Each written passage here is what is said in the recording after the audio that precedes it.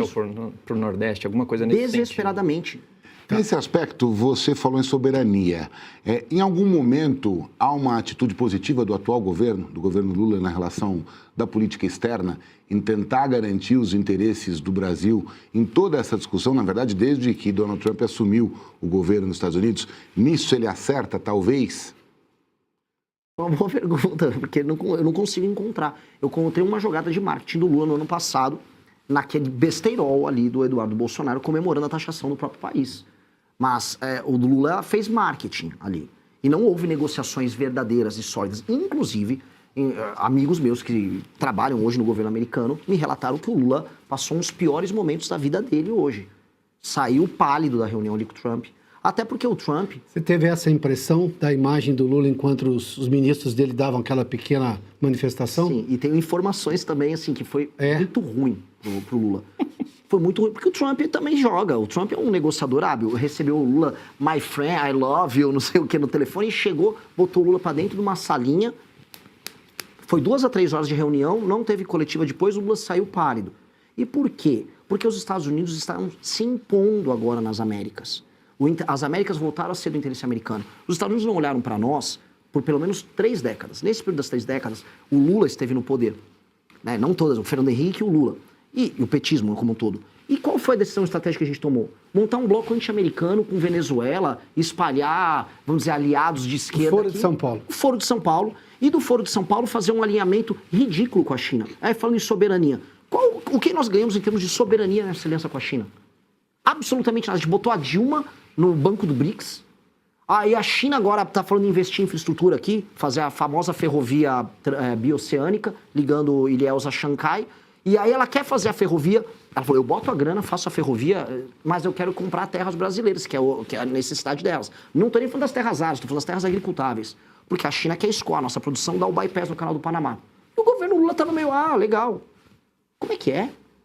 Já viram o que estão fazendo com a BioID lá na Bahia? Isto é loucura, não existe discurso soberanista do Lula. O que existe é o velho discurso anti-americano de briguei com o Trump, sou brabo, briguei com o Trump, falei verdades lá. Porque isso ajuda ele em termos eleitorais. Mas do ponto de vista de soberania estratégica, o Brasil não tem nada. Tawane, sua pergunta. Boa noite, Piotr, bancada, Renan. Obrigada por estar por aqui. Boa noite à nossa audiência. E eu vou aproveitar que você citou o Missão. Eu quero entender o que exatamente diferencia o Missão de um outro partido tradicional e ainda como, no caso, né, você está como pré-candidato, está disputando, como você não seria absorvido aí também, incluo o seu partido, pela lógica de Brasília, diante de tudo isso que a gente citou, STF, enfim. É a realidade como ela é isso, né? Não, assim, basicamente. Esse é o projeto da minha vida. Se ele der errado, eu fracassei como homem. Se eu deixar o nosso partido, que teve milhares de jovens coletando assinatura, se tornar um União Brasil, eu sou um fracasso como homem, o Kim é um fracasso como homem, a Amanda é um fracasso como mulher. Significa que nós, como liderança, nós fomos fracos e nós fomos cooptados pela sedução mais baixa da fama, do dinheiro e do poder sem efeito. Que ter um cargo não significa ter poder. Eu sem ter cargo político nenhum, eu tenho mais poder do que a maior parte dos deputados, porque eu consigo mobilizar lideranças, consigo mobilizar pessoas que pensam. E o poder do carguinho, o poder do dinheirinho, participar de uma festa com o Vorcaro, graças a Deus nunca nos seduziu. E aí, humilhar aquelas pessoas que estiveram na rua coletando assinatura debaixo de chuva, falando, Renan, eu consegui coletar 50 hoje, coletei 100 hoje, me tornaria um lixo, eu me tornaria uma vergonha que eu não conseguiria andar na rua. Então, vergonha na cara, pura e simples. E do ponto de vista institucional, existem poucos partidos no Brasil, existem legendas. Eu falar que o PSD do Kassab, que em alguns lugares é à direita, em outros lugares é à esquerda, e nos outros, na maior parte dos lugares não é nada, aqui não é um partido, é uma legenda que ocupa uma função cartorial de permitir que pessoas concorram em eleições. Partido que tem programa, nós, Partido Missão, PT tem programa, o PSOL tem programa, eu poderia citar aqueles nanicos, o PSTU, que é trotskista, etc., mas meio que não conta. Talvez o Novo tenha um programa, ou construa um programa, está na hora de construir, e os demais são legendas. Eu não consigo ver outros que têm um programa. Claro, um dia havia os verdes, né? O Partido Verde se propunha a ser uma coisa que na Europa tinha, que era o partido... Mas hoje é só uma linha auxiliar do PT mesmo. Então, na prática, assim, ao ter um programa e ao topar perder pelo seu programa. Porque assim, a gente tem que entender como é que é a cabeça do nosso adversário direto, que é o petismo. O petismo topa perder pelas suas teses. O petismo, raramente você vai ver ele abandonar suas teses centrais só para vencer uma eleição. Renan, antes de eu começar esse segundo bloco, me diga lá. Eu perguntei antes se você se imaginava uma terceira via, você já nos respondeu, mas nós temos 2 modelos de governo, com resultados econômicos, sobretudo, muito diferentes. O governo Lula e o governo Bolsonaro. Como é que você definiria cada um deles do ponto de vista prático? Eu não acho que foram 2 governos com resultados econômicos muito diferentes, não. Eu acho que Guedes e a Fernanda Haddad são iguais? Não vou ficar trabalhando com marcas, vou trabalhar assim. São 2 governos que não aplicaram... Não, mas não as marcas, os resultados. Os resultados. O crescimento econômico dos 2 não foi muito diferente. Na verdade, se eu for falar só em números nominais, o governo cresceu mais aqui. Ele não teve uma crise, ele pegou agora um efeito pós-pandemia superior, que ajuda todos os países que saíram da pandemia. Dito isso, não é que a gente saiu de um baita de um governo com o Paulo Guedes com grandes reformas. O Paulo Guedes pegou uma reforma da Previdência que já estava sendo gestada no governo anterior, tocou no começo do mandato do Bolsonaro, com o Congresso ajudando. Depois ele não tinha ideia de uma reforma tributária, chegou a balbuciar uma reforma administrativa, e ficou mais ou menos por isso mesmo. E no final do mandato, tirando o fato de ter furado o teto algumas vezes, no final do mandato, teve todas aquelas políticas adotadas para vencer a eleição, inclusive com crédito consignado, que acabou beneficiando o próprio Banco Master, em decisão do João Roma, um MP ali, que ajudou o Crédito Sexta, que não são nem um pouco, vamos dizer, brilhantes do ponto de vista econômico e nem do ponto de vista moral. Dito isto, entra o PT, pega todas essas portas escancaradas e mantém a porta escancarada e adota um outro modelo, que não é nem que fura mais o teto, ele criou um arcabouço que é pior e a gente está se arrastando em termos econômicos. Em termos econômicos, a gente precisa fazer uma reforma fiscal que precisa abrir coisa de pelo menos 3 trilhões em 10 anos. Nós precisamos andar com essa reforma. A gente, do ponto de vista fiscal, vai ter que encarar uma série de problemas que os pré-candidatos não estão tendo coragem de falar. Vou dar um exemplo. A desindexação, tanto da aposentadoria quanto do BPC, do salário mínimo. Hoje o salário mínimo aumenta, automaticamente aumentam esses demais. E o Brasil, eu acho que é o único país do mundo que faz isso. Por isso que a nossa aposentadoria, mesmo o Brasil não sendo um país tão velho, ela custa tanto. Isso é impopular. Os demais pré-candidatos vão falar em fazer. O Flávio correu e falou, não vou fazer. Então vai fazer o quê? Não vai precisar fazer. Vamos precisar fazer uma nova reforma da Previdência, paramétrica, mexendo nos privilégios. Vai precisar fazer. Os demais estão falando? Porque precisa. A gente vai estar falando agora, por exemplo, em cortes de privilégios? Sim, mas e mexer, por exemplo, em renúncias fiscais de quase todos os setores possíveis? Estão falando em fazer? Vai precisar mexer, incluindo Zona Franca de Manaus. Direita e esquerda vão lá fazer campanha no Amazonas. Eles estão falando que vai precisar mexer na Zona Franca de Manaus, que custa dezenas de bilhões todos os anos por orçamento brasileiro? Ninguém está falando disso. E nós vamos precisar falar, porque senão a gente não faz uma reforma profunda e depois a gente fica todo mundo reclamando, o imposto está alto, tá alto. Direita reclama muito e esquerda, mas para poder baixar o imposto vai ter que fazer essas reformas. Alguém avisou o eleitor que se quiser cobrar lá o IVA, o IBS, vai precisar, uma alíquota menor, vai precisar fazer um monte de reforma muito profunda. Eu estou falando, e mais do que falar, eu já protocolei com o Kim Kataguiri, ano passado, uma PEC que endereça essa questão. É uma PEC de reforma fiscal com os melhores modelos internacionais para a gente colocar o Brasil numa rota que a dívida brasileira não estoure. Isso é fundamental. Para muitos é impopular. Eu não vai anular a última reforma tributária? O senhor manteria essa reforma? A reforma tributária, ela não funciona, ela está com uma alíquota muito alta, porque foram colocadas muitas exceções nela e muitas burocracias. A beleza de um modelo que unificaria, vamos dizer, os impostos estaduais, acabaria com a guerra fiscal, que é um modelo que acontece em quase todos os países, ele foi, como sempre, ao passar pelo Congresso, deturpado pela pressão de vários setores. E aí ela ficou uma reforma manca e ruim. A gente tem que corrigir a reforma. Um modelo que tem esse imposto estadual único, que você não tem as guerras fiscais, é bom. Agora, ele foi deturpado, como quase tudo acontece com o nosso Congresso Nacional. E ele foi deturpado por pressões setoriais das mais diversas. Eu reformaria ela para tirar essas deturpações, para aí sim, a gente ter, vamos dizer, um modelo simples, claro, e eu fazendo uma reforma fiscal, poder baixar as alíquotas. A gente só vai poder baixar as alíquotas, como todo mundo fala, e os estados poderem baixar, de maneira clara, fazendo reforma fiscal. Do jeito que está, todo mundo que prometer, eu vou chegar lá e vou baixar imposto. Como? A dívida brasileira está estourada. Está estourada. Eu estou fazendo um recado, que é um recado que o Milei já também tinha feito na Argentina. Vai ter que fazer todas essas propostas aqui, ou o bicho vai pegar. Ou o bicho vai pegar. A nossa curva de dívida está estourando. Os mercados internacionais estão vendo isso. E o Haddad, a estratégia dele, através do arcabouço, você fala assim, não, vamos segurando a onda, porque a gente vai tacando aumento de arrecadação, e com o aumento de arrecadação a gente vai se virando. Uma hora não vai ter como se virar. E, na verdade, essa hora está chegando já já. E como não há responsabilidade da parte dos maiores candidatos, estou colocando aqui hoje quem está liderando, o Lula e o Flávio, em tratar do tema, os dois não falam do assunto, eu vou falar, porque alguém precisa falar. Vai precisar reformar todas essas coisas e já um dos dois pode querer meter um estelionato eleitoral, que é ir para uma eleição e não falar sobre isso. O eleitor está sabendo que vai precisar fazer todas essas medidas? Eu estou avisando o eleitor, vai precisar. A beleza disso é, se fizer uma reforma dessas, a curva de juros no Brasil começa a baixar, a expectativa sobre redução de impostos começa a surgir, e aí você começa a ter um Estado minimamente funcional que não é inimigo do empreendedor. Isso mais uma agenda de competitividade, que também deveria ter passado no governo anterior, esse aqui eu nem conto, porque eles estão falando agora em eles querem diminuir a capacidade produtiva nossa na marra, que é tirar o pouco que resta de indústria do Brasil do circuito internacional das cadeias globais de produção. É o que o PT está querendo fazer. Está se referindo ao fim da escala 6 por 1. É uma picaretagem. O fim da escala 6 por 1 é uma picaretagem. E até eu tropecei aqui. Eu fico com raiva disso. Porque gente que nunca trabalhou com contratação de ninguém tá... Não, porque na Inglaterra dá para fazer 4 por 3. Que Inglaterra? A gente está concorrendo com o Vietnã. Os caras não têm a menor ideia do que eles estão falando. Estão pegando um projeto que era da Erika Hilton para ficar fazendo populismo eleitoral. E o que me desespera, cadê a direita? Ela disse que não estudou o assunto?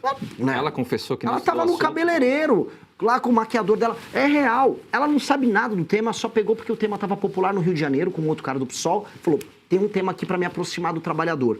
E aí eles estão fazendo uma chantagem emocional com o trabalhador, sem falar o que vai acontecer. Que vai ser todo mundo vai para informalidade, ou vão perder emprego. E quem depende de formalização, vou dar exemplo, indústria.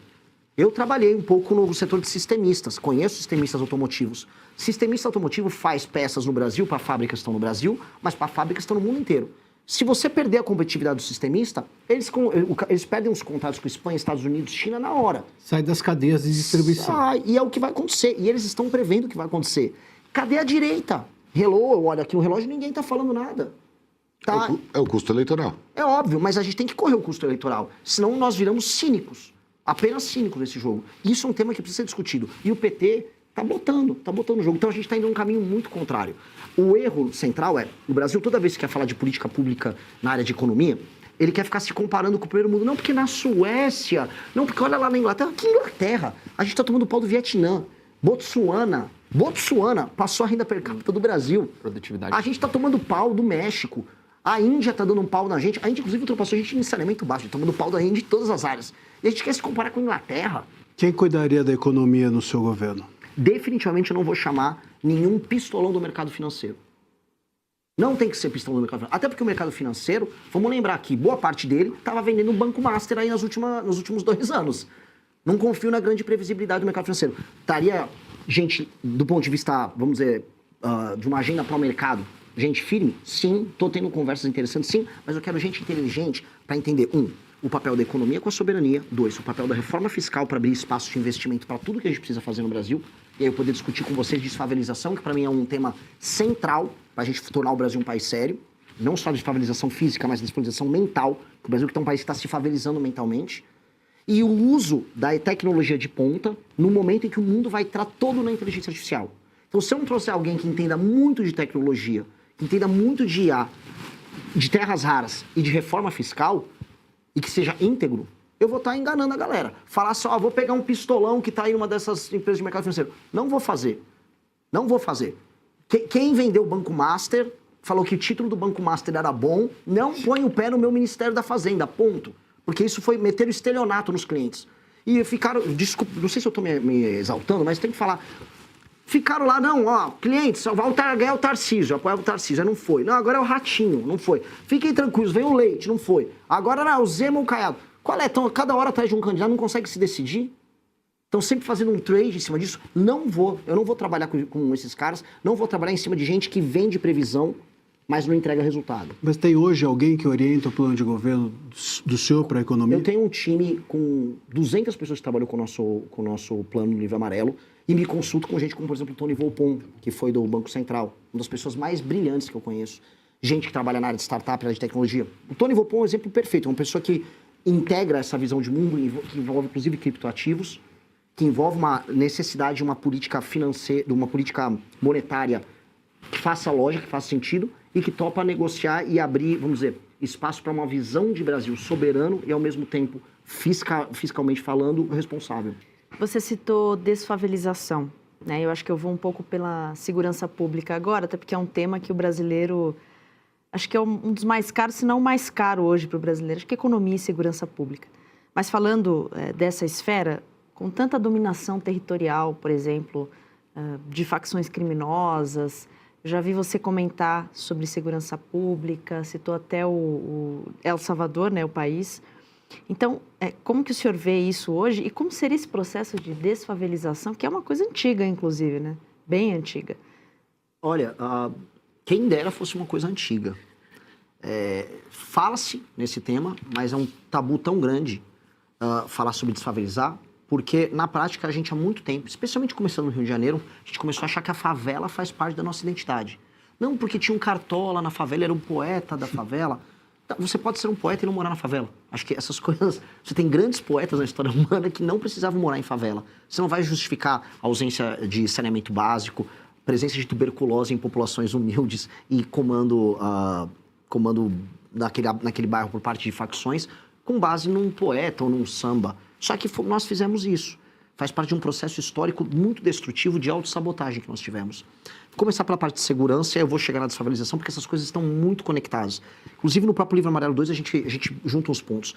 A favelização, ela acontece no Brasil, ela acelera muito nos anos 60, 70, 80 e 90, que é quando a gente tem um boom demográfico, e é quando, no meio do regime militar, você tem a crise do petróleo, e aí toda aquela formação de capital bruto, ela se interrompe. O Brasil acaba caindo no lance da dívida externa, começa a parar aqueles mega investimentos, e aí a gente começa a sentir como o aumento da nossa infraestrutura diminui e o investimento urbano nas periferias, em casas e prédios, simplesmente não acontece. Então você tem um boom de pessoas nascendo, boom de pessoas migrando para as cidades, incapacidade do Estado em responder isso, e aí você tem a destruição das grandes cidades que passam a ficar altamente favelizadas. São Paulo, Belo Horizonte, Rio de Janeiro, todas as grandes capitais do Nordeste.